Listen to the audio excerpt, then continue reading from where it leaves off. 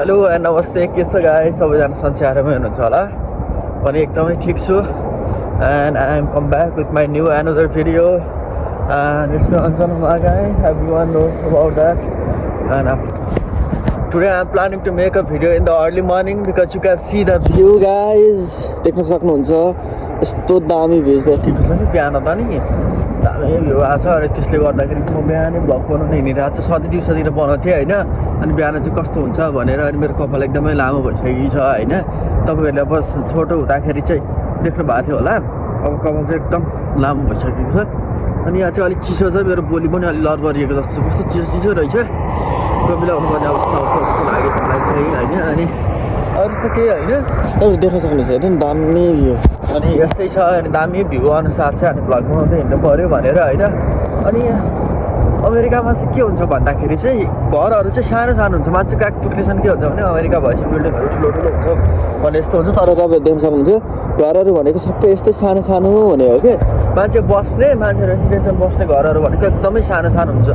र यो सानो हुनुको कारण के हो भन्दाखेरि चाहिँ मेन कुरा भनेको अब अमेरिका महँगो पनि छ नि त।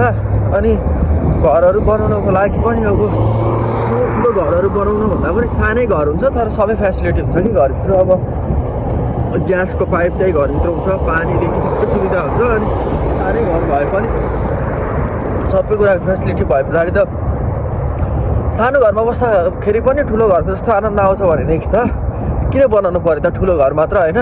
फेरि सानो फ्यामिली हुन्छ सबैको, अनि सानो घरमा पनि बस्नु ओर्नु मिल्यो। अनि सोसल लाइफ त्यस्तो हुँदैन, कोही कसैकोमा गएर बस्ने गर्ने भन्ने हुँदैन। अनि त्यही भएर आफ्नो फ्यामिलीको लागि मात्र परेर बनाउँछ पछाडि। अनि अब सानो सानो घर बनाउनुको कारण चाहिँ त्यही नै हो कि। मेन कुरा चाहिँ अब क्यालिफोर्नियामा चाहिँ झन् महँगी लास्टै छ नि त। अनि घरहरू पनि अब सानो सानो घरहरू पनि $1,000,000 पर्छ नि त। अनि ठुलो ठुलो घर बनाउनु सक्ने क्यापेसिटी पनि हुँदैन मान्छेहरूको, किन भन्दा एकदमै महँगो छ। अनि अब त्यति धेरै पैसा पनि त हुँदैन नि त। अनि सानो घर बनाउने सबै फेसिलिटी छ भनेदेखि त भइहाल्यो नि। अनि मैले भनेको मेन कुरा चाहिँ अब सोसल लाइफ हुँदैन। सोसल लाइफ नभए पछाडि जस्तो सोसल लाइफ भन्नाले चाहिँ अब नेपालमा चाहिँ के हुन्छ चाडपर्व आउँछ होइन।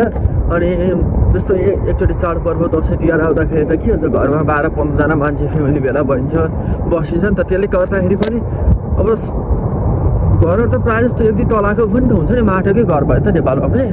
अनि आएर बस्नु ओर्न पनि मिल्छ।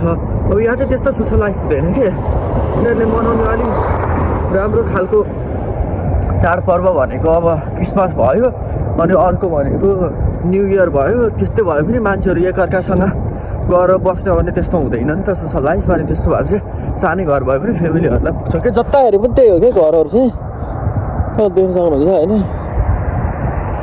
जता हेऱ्यो भने घरहरू चाहिँ त्यही हुन्छ। अनि त्यस पछाडि अब यसो निस्किँदैछु बाहिरतिर होइन।